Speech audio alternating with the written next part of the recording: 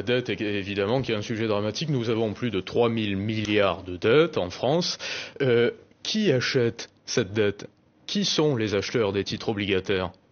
Mais attendez, je pense qu'on va, on va regarder aussi les choses telles qu'elles sont aujourd'hui. Oui, nous avons un enjeu de dette. Nous avons un enjeu de la dette. Mais regardons aussi de quelle dette parlons-nous? Non, mais la dette publique, la dette qui est émise par l'État, qui l'achète? Qui sont les prêteurs? Des fonds étrangers? La BCE? On lève de la dette, mais ça, vous le savez très bien. Non, mais Prisca Thévenot, vous êtes porte-parole du gouvernement. Nous émettons 284 milliards de titres obligataires cette année. Oui. L'agence France Trésor va devoir trouver des preneurs pour cette dette. Oui. Qui sont-ils? Des fonds chinois, américains? La Banque centrale?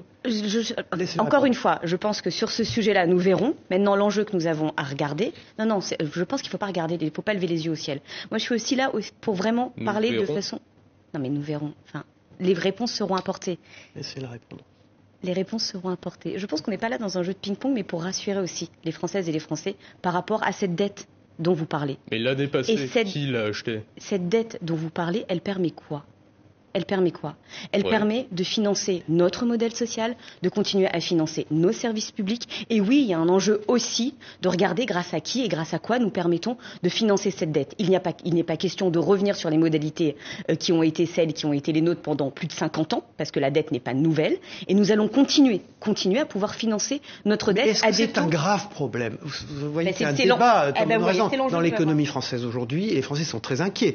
On leur avait dit, bon, les choses, la France continue d'arriver à lever de la dette, etc. Et puis là, tout d'un coup, on se rend compte que la dette a explosé et que les gens sont très inquiets de ça. Et ils n'ont pas les éléments de pédagogie pour comprendre. Il a raison là-dessus. Mais c'est pour ça que je le redis, encore une fois. C'est pas tout d'un coup.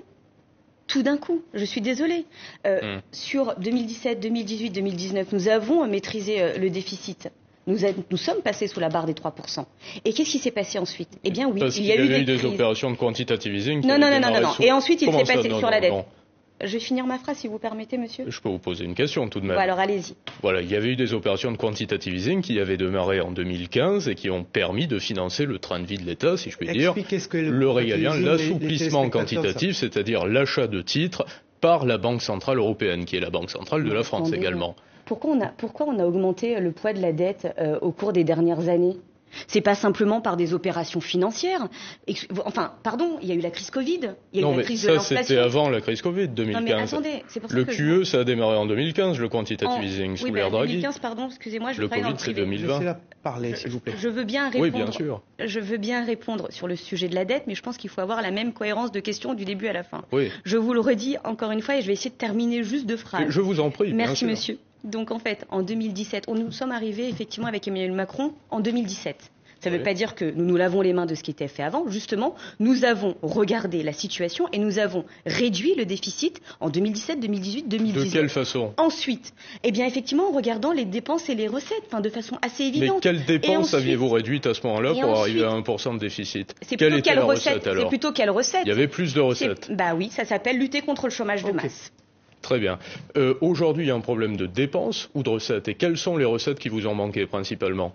Je viens de vous le dire. Nous avons eu un sujet effectivement de dépenses, mais sur les dépenses, nous avons pu limiter cela avec 8 milliards en moins. Mais sur les recettes, nous avons effectivement eu un manque qui arrivait extrêmement important. Et par rapport à cela, eh bien oui, nous devons regarder comment nous continuons en tant que Français à créer plus de richesses. Voilà, pour être sérieux, le 2,8-10 ans français, je suis sérieuse, monsieur, bien sûr, oui, se maintient à 2,8 aujourd'hui. Donc ça veut dire que les marchés ne sont pas affolés. Donc là, je vais dans votre sens, à la rigueur, on peut se dire effectivement, on n'a pas de raison d'être inquiet puisqu'il y a des acheteurs sur les marchés et les taux ne s'envolent pas. Seulement, on sait ce que c'est, il y a un délai d'inertie, donc les taux vont probablement s'envoler. Est-ce que dans l'état d'esprit des marchés, il y a une petite lueur qui est, mais quoi qu'il en soit, le gouvernement pourrait taxer les super profits également, donc même s'il y avait de potentiels défauts de paiement, il y aurait de l'épargne à saisir, et le gouvernement français pourrait malgré tout payer la dette de la France. Vous me posez une question pour me mettre dans l'état d'esprit des marchés, avec lesquels vous coopérez? Moi, je suis porte-parole du gouvernement et ma responsabilité, c'est justement de faire en sorte qu'il n'y ait pas de mauvaise compréhension sur la façon dont nous menons les politiques publiques pour justement ne pas être, pour reprendre votre propre terme, en défaut de paiement. Oui. Et donc, en responsabilité, le Premier ministre a anticipé et a fait une annulation de dépenses de 10 milliards d'euros. Parallèlement à ça, très peu, c'est parallèlement à ça, par rapport au déficit. Donc qu'est-ce qu'on fait? On arrête d'investir dans l'école, on arrête d'investir. Ça représente combien le régalien en milliards? Non mais. Oui. Bon. Là, une géostratégie, s'il vous plaît.